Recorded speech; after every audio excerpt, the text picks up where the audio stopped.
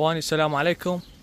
هاي هي التينة السوداء اللي اخذت من عندها اقلام وزراعتهن. شوفوا ما شاء الله، شوفوا هذا شكل التينة مالتها، تينة سوداء. اعطيني يوسف، هذا شكل التين مالتها، بطنه هذا لون البطن مالته حلو عسل، والشجرة غزيرة الحمل وقديمة. هاي تينة ببيت صديقي، وطبعا لا اسماد ولا مي. اذا تلاحظون حملها غزير، بنهاية كل غصن موجودة ثمار، يعني لا بأس بها، مو مثل ذيك التينة البيضة.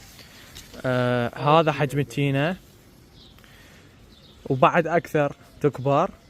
وتعرفون شنو اسم هذا النوع؟ هواي يقول لك التين الباذنجاني والبراون وهاي الانواع.